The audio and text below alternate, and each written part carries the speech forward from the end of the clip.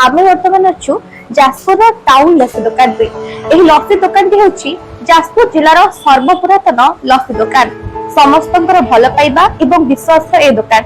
एठाकर लस्सी खूब टेस्टी। आपण माने एही लस्सी दुकान को जतबे लस्सी पीवा पई आसबे तबे विभिन्न प्रकार सुंदर जिनस मध्ये देखिबा पाइबे। लस्सी व्यवसायी जनक गोरु गाई मानको मध्ये लस्सी पीवा पई दियंती। एहा सहित एठाकर लस्सीर मूल्य मध्ये खूब कम अछि। तेबे आसंतु एही लस्सी दुकान को बुलिबा एवं लस्सीर टेस्ट केमति अछि को रहिछि यार प्रिपरेशन ए सब विषय जानिबा।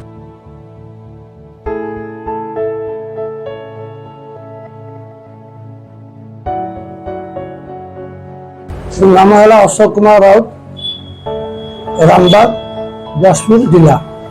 ये लस्सी बहुत दिन लस्सी लस्सी हो एक नंबर लस्सी बहुत भल लगे।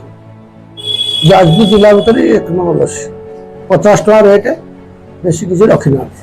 नमस्कार, मु रजनीकांत बेहरा। मोर टाउन लस्सी दुकान 1980 मसीह मोर दुकान स्टार्ट। 1.5 टंकार आरंभ करी समय बढ़िया संगे मोर लस्सीर रेट वर्तमान 50 टंकार। लस्सी मोर सबू दही एक नंबर दही दिए, राबिड़ी भी एक नंबर दिए, काजू किशमिश चेरी बर्नविटा सबू भल क्वालिटी जिनस ही मुझे। मोर लस्सी ओडिशा रे बहुत जगह को पार्सल हिसाब से जाउची आ लोक मैंने साटिस्फैक्शन पी सारा पर खुशी होगी कहते ना नंबर 1 क्वालिटी और पीवा पर भी से माने निजे निजे घर को पार्सल लेके जाती एवं ओडिशार प्राय कटक भुवनेश्वर भद्रक जाजपुर जिले में प्राय राउरकेला पर्यंत केउझर पर्यंत मो लस्सी पार्सल जाए।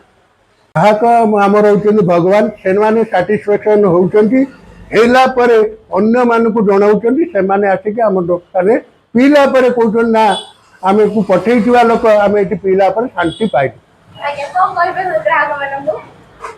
एतिकी ग्राहक मान को जनईबी जे कि 1980 मसीह पीउवा ग्राहक मैंने आज पर्यटन मो कचरे अच्छा मोर तरफ धन्यवाद।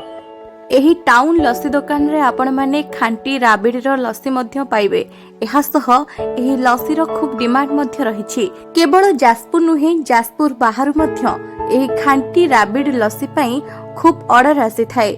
सेथि पई तो समस्तंकर प्रशंसा जिछि जाजपुर टाउन लस्सी। जाजपुर रो मनीषा राउत का रिपोर्ट, न्यूज़ 18 लोकल।